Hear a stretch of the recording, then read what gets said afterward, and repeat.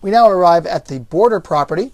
Borders are a simple concept with a million possibilities. In most cases, it's sound design to at least consider the idea of adding borders around your page elements. I'm always reminding my web design students to experiment with different types of border designs around their paragraphs, text content, images, divisions, and other page elements. Just about any HTML element can have a border placed around it, and borders can be placed on all sides or just the sides that you specify. The border property is particularly flexible, as each border can be a specific width, color, or style. Notice that in this example, if I look at the code, you can see that for these divisions I've applied a border style up at the top of the rule definition, a border color next, and then also a border width. So I'm varying both the style, color, and the width of each of the sides of this division. Numerous values and settings are available, so let's review these in more detail in this movie. The default values for a border are to have a medium thickness with a color that's inherited by the parent element. By applying further values, you can then redefine these default states, such as border style, border width. Notice that I have a border width value for top, right, bottom, and left, as well as color, and the border style, top, right, bottom, and left. Controlling borders is relatively easy, but it's worth looking at each of these properties in more detail. The border style property is used to give any element a border. The browser must first understand the style of the border to be drawn before moving on to further border declarations. So it's better to declare the style keyword first before the border color, as I've done here, and also before the border width, as I've also demonstrated here for this division. Keywords for border style are none, dotted, dash, solid, double, groove, ridge, inset, and outset. You can see these keywords here in this list. Probably better to experiment with each of these style keywords and see the results in the browser. For example, here I have a border top style is double, but let's change that to dashed, taking a term from my border style keywords list here, making sure that I spell this correctly. And there's the dashed border style. Let's go back up here and change the dashed on that APDiv1 top style to ridge, making sure that I spell it correctly. There's the ridge style. Let's also go in and change the width of that border so we can see that ridge style better.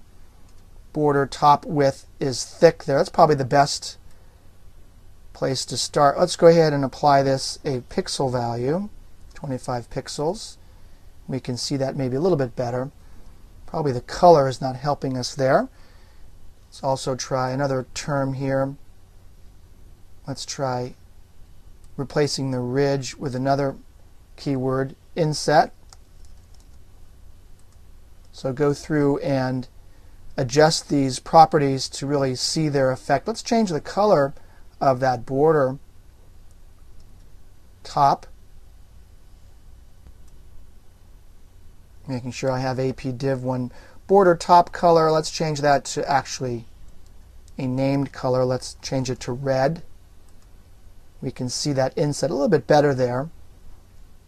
Let's do a lighter color on that. Move up here and change the border top color from red to pink. See that a little bit better. So go ahead and set up a division and try each of these border style keywords to see the effect in the browser.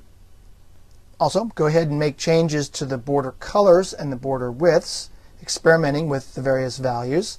Now, some HTML elements have their own default borders. For example, the default border size for the field set element, as you remember these are used to define a series of related form inputs, is medium thickness. Also, watch out for images used as hyperlinks, where the image will have a border matching the declared link text color for the containing element. Oftentimes these colors will be blue, giving you an ugly blue border around your images. Many other elements do not have default border styles, so you must define your border styles from scratch in the head section of your HTML. Now, border widths allow you to define the width of the element's edges one by one or all at once. Here in this example, APDiv2, I have a thick border for the top, a medium border for the right, and thin borders for left and bottom. You can see that in this declaration right here. Thick, medium, thin, and thin right here for my border declarations in terms of the thickness. Remember that for a border width value to be applied, a border style must first be declared. As you've seen, several keyword values are available here: thin, medium, and thick, as well as relative lengths. I recommend caution when using the keywords thin, medium, and thick. Different browsers render these borders in various ways. Exactly how many pixels each browser will use to apply to that border thickness will vary from browser to browser. And remember that if you do define a border style but not a border width, the default value will be medium. That then will conclude my review of some of the more important CSS building blocks. These are elements and properties that you'll be using throughout much of your CSS work, including divisions or div tags, the width and height properties, and the properties of margins, padding, and borders.